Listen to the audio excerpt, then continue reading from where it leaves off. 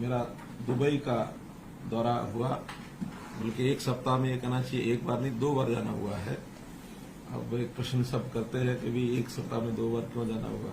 कुछ तिथियां इस प्रकार से तालमेल नहीं बैठ रहा था अलग अलग विषयों को लेकर के, इसलिए पहला दौरा मेरा 28 और 29 तारीख को हुआ और उसमें हमारे जो एनवायरमेंट मिनिस्टर केंद्र के श्री भूपेंद्र यादव जी, उनकी तिथियां उसी हिसाब से मिल पा रही थी और हमने जो उस दौरे का पर्पज रखा था वो था कि हरियाणा में एक बड़े स्केल की एक जंगल सफारी, इसका निर्माण हम करने जा रहे हैं। उसके लिए जगह लगभग 10,000 एकड़ ऐसा हमने ईयरमार्क कर ली है, चिन्हित हो गई है। वो 2 जिलों में वो जगह है। 6,000 एकड़ तो गुरुग्राम जिले की है और 4,000 एकड़ नूंह जिले की है। एडजॉइनिंग दोनों जिले हैं। अरावली की पहाड़ियां वो एक उपयुक्त स्थान है ऐसा फॉरेस्ट का जो एक एरिया, वो अब हमने उसको डिक्लेयर करवाया है। तो फॉरेस्ट एरिया डिक्लेरेशन के बाद वहां एक जंगल सफारी वो बनेगी। तो उस सफारी को बनाने के लिए कई प्रकार की जो कंसल्टेशंस हैं वो चल रही हैं और प्रत्यक्ष शारजा की एक सफारी जो लगभग 2,000 एकड़ में है, उसका नाम भी काफी प्रसिद्ध सफारी है। अफ्रीका के जंतुओं को ला करके, एनिमल्स को ला करके और वो निर्माण किया गया। उसका पिछले 7 साल से उसका निर्माण हो रहा है, लेकिन अच्छी एक प्रेजेंटेशन उनकी है। तो हमने कहा उसको भी पहले देखेंगे और इंटरनेशनल लेवल के और जो कंसल्टेंट्स हैं उनसे भी कंसल्ट करेंगे ताकि एक अच्छी लेवल की सबसे बड़ी सफारी एक प्रकार से ये होगी। अभी तक 10,000 एकड़ की सफारी शायद एशिया में तो कहीं नहीं है, अफ्रीका में कहीं हो तो मालूम नहीं है कोई। सर, नेचुरल सफारी, ये क्यूरेटेड सफारी तो विश्व की सबसे बड़ी होगी। तो इस प्रकार से अपने आप में इसकी कुछ विशेषताएं होंगी, लेकिन वो सारी कंसल्टेशन चल रही है। जब ये बनकर के सारा प्रारूप इसका तैयार होगा तो हमारे सामने वो आएगी। तो इस सफारी के संबंध में कुछ विषय जो जानकारी के लिए आपको मैं बताता हूं। इसमें हमने अलग अलग जोन्स इसके अंदर जो विचार किए गए हैं, 10 जोन लगभग होंगे इसमें। एक बड़ा हर्पेटेरियम जिसमें रेप्टाइल्स, स्नेक्स आदि का एक एरिया होगा। एवरी बर्ड पार्क जो एक एनक्लोज्ड एरिना होगा बर्ड्स के लिए, ताकि एक बड़ा क्षेत्र हर प्रकार के छोटे बड़े जो पक्षी हैं उनको वहां रखा जा सके और उनके लिए अंदर सारी व्यवस्थाएं भी होंगी, लेकिन वो बर्ड्स मौसम के हिसाब से वहां रहेंगे ताकि वहां पर रहने के लिए उनको एक उचित वातावरण भी मिल सके। शेर जो है इनके अलग अलग 4 जोन होंगे। लायन होगा, टाइगर, पैंथर, चीता भी हम कोशिश करेंगे कि एक जोन उसके लिए बनाया जा सके, क्योंकि चीता की उपलब्धि अपने आप में थोड़ा कठिन है। फिर भी जैसे अब प्रधानमंत्री जी ने मध्य प्रदेश में एक चीते ला करके और जो एक वहां इस प्रकार का उनकी व्यवस्था की है, ऐसी व्यवस्था हम भी विचार करेंगे कि केंद्र सरकार की सहायता से कहीं से भी हमको चीता उपलब्ध हो जाए तो उसको भी हम रखेंगे।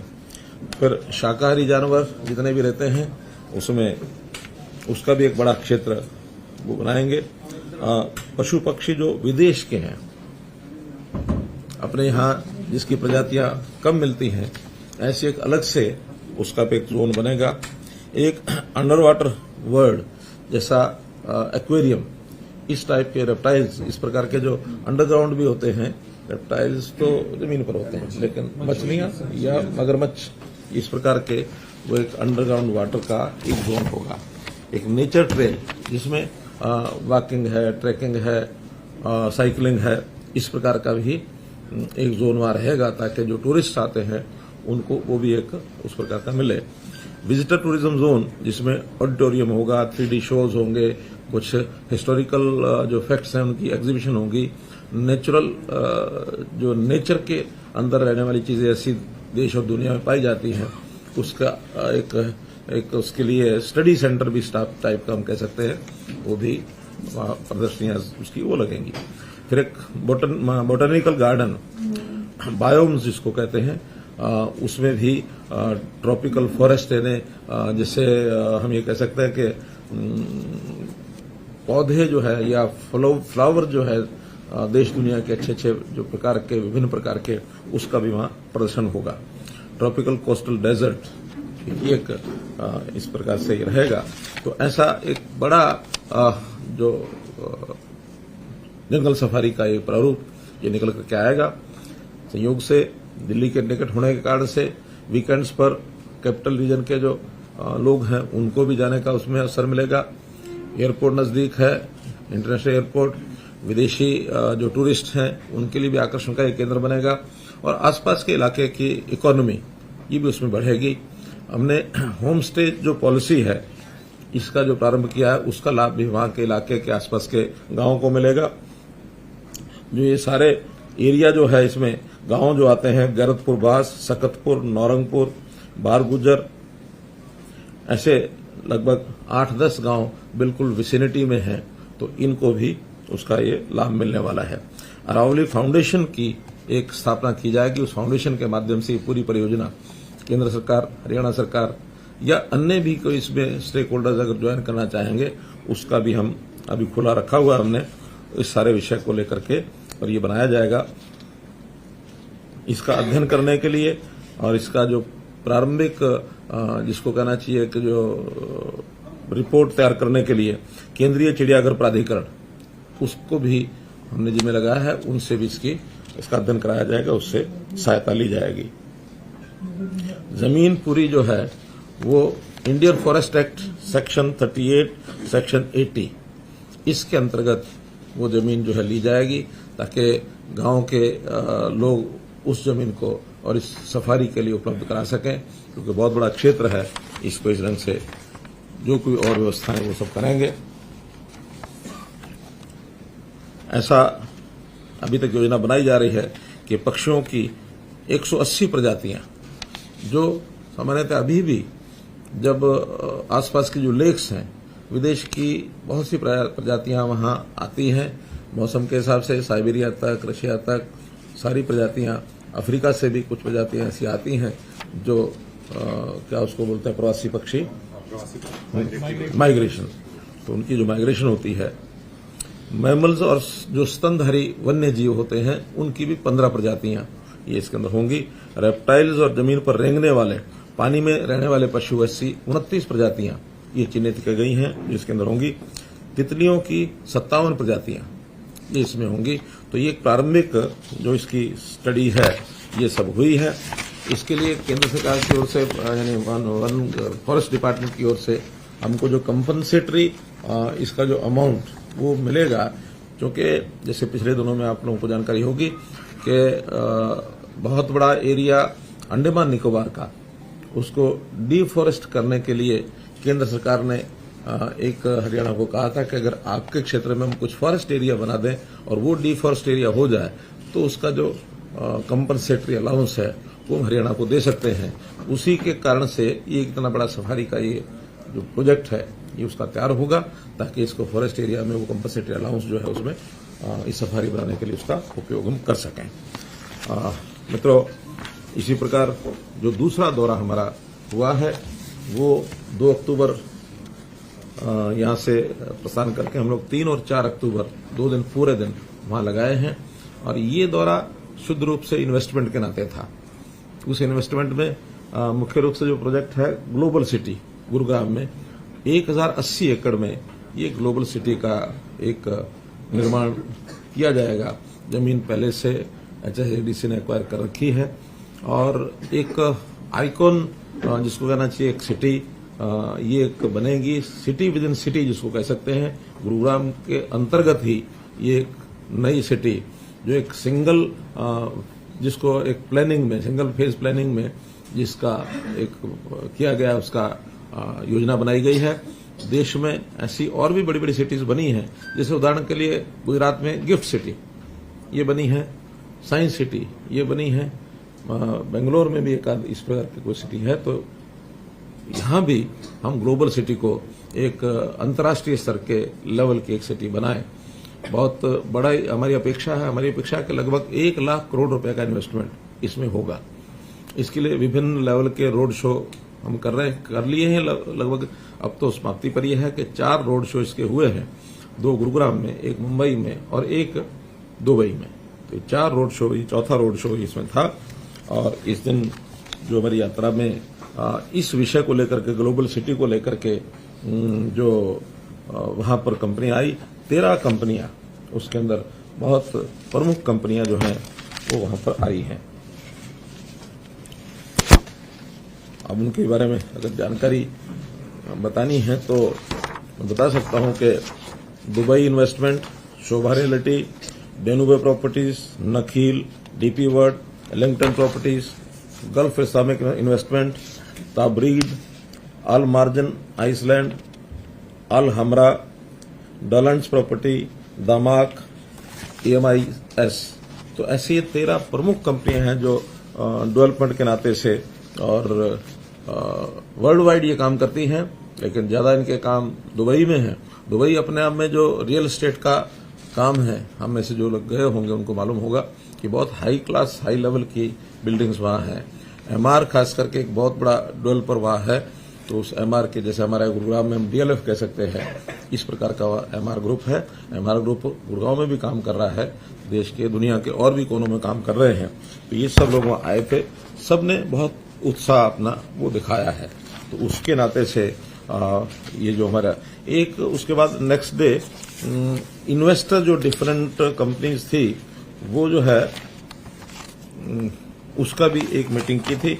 उसमें भी अलग अलग प्रकार के जो इन्वेस्टमेंट करने वाले जो लोग थे वो उसके अंदर आए थे।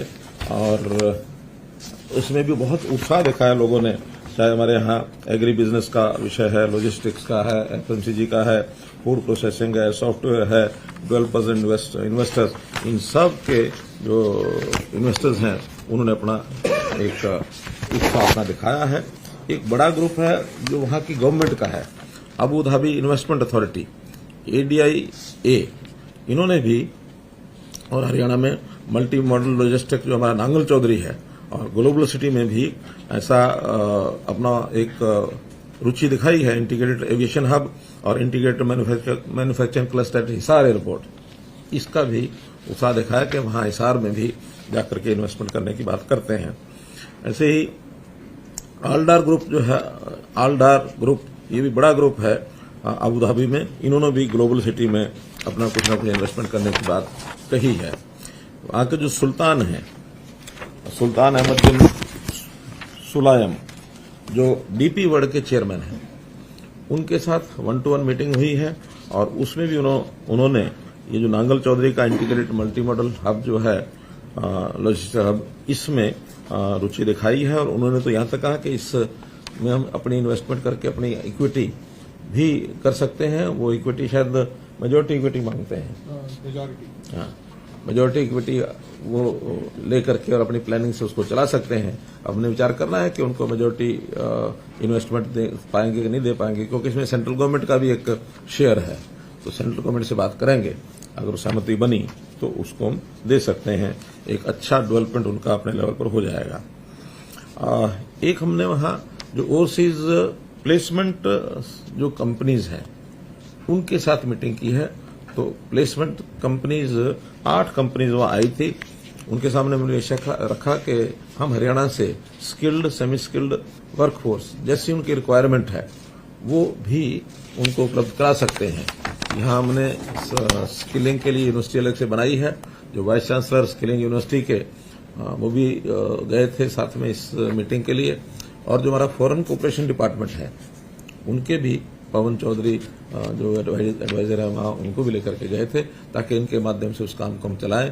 टारगेट्स उन्होंने हमसे भी पूछे, हमने उनसे भी पूछे हैं। बातचीत अभी फाइनल कंपनियों से नहीं हुई है, लेकिन एक प्रारंभिक रास्ता हमने खोला है। हमने अपनी ओर से 1 लाख नौजवानों की ऐसी संख्या रखी है कि हम देश के, दुनिया के विभिन्न देशों में 1 लाख लोगों को भेजने की अपनी स्किलिंग की तैयारी कर सकते हैं। चाहे वो स्किल यूनिवर्सिटी के माध्यम से हो, चाहे हरियाणा स्किल डेवलपमेंट जो मिशन है हमारा उसके माध्यम से हो, या वो कंपनियां स्वयं भी अपने स्किलिंग के सेंटर्स यहाँ खोल सकती हैं। हम उनको फैसिलिटेट करेंगे ताकि हमारे नौजवान पढ़ाई लिखाई करके टेक्निकल जो खास करके ITI ट्रेंड ऐसे बच्चे हैं, नौजवान हैं, वो वहाँ की इंडस्ट्री के लिए जा सकते हैं। रियल एस्टेट डेवलपमेंट में भी वहाँ पर जो आवश्यकता होती है, मशीन्स की, टाइल के जो लगाने वाले लोग हैं, इलेक्ट्रिशियंस हैं, इस प्रकार के जो लोग हैं उनकी ट्रेनिंग करा करके वहां भेज सकते हैं। बातचीत प्रारंभ हुई है, सब लोगों ने कहा कि सेकंड राउंड में हम करेंगे, लेकिन खुशी की बात है कि हम यहाँ अभी पहुंचे भी नहीं थे। विद इन 14 आवर्स एक कंपनी ने जो हमको एक छोटा ऑर्डर जिसको कहना चाहिए प्रयोग के लिए, कि अभी हमें हाउस कीपिंग के लिए कुछ लोग चाहिए, आप कितने भिजवा सकते हैं, उनका बायोटा और उनकी लिस्ट हमको भेजिए ताकि उनको रखने के लिए तैयार होंगे। हम यहाँ से भेजेंगे ताकि उनकी सिलेक्शन कराई जा सके।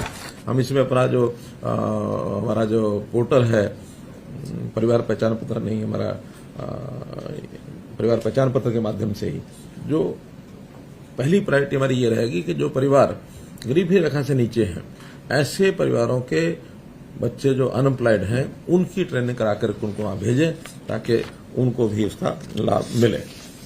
कुल मिलाकर शॉर्ट में ये जो हमारा ट्रिप है वास्तव में ये एक मिशन विशेष को लेकर के हम गए थे, और दोनों दिन, पहले का लगभग 1.5 दिन और ये 2 दिन, 3-3.5 दिन में हमने कोई 800 किलोमीटर की जर्नी की। यानी इस दूसरे ट्रिप में 45 घंटे में 500 किलोमीटर की जर्नी अबू धाबी और ये हमारा दुबई, और पहले वाले में शारजाह और दुबई, ताकि हम ज्यादा उपयोग अपने इस विजिट का कर सकें। पहले ट्रिप में हमारा जो टूरिज्म डिपार्टमेंट है वो उसका आयोजक था, क्योंकि शहर सफारी जो है वो टूरिज्म डिपार्टमेंट के माध्यम से होनी है। दूसरे डिपार्टमेंट में HSIDC, इस डिपार्टमेंट ने इसका अरेंज किया था, क्योंकि ये जो मुख्य रूप से जो ग्लोबल सिटी है इसका सारे का जो निर्माण है वो HSIDC के माध्यम से होना है। तो इस के नाते से टारगेट हमने ये रखा है कि जो पहले फेज की 1000 एकड़ में से जो लगभग 250 एकड़ का पहले फेज की ऑक्शन ग्लोबल सिटी की हम नवंबर एंड तक कर देंगे, ताकि इस काम को हम एक मूर्त रूप दे सकें और ये आगे बढ़ सके। मुख्य विषय आज के इस चर्चा का यही था।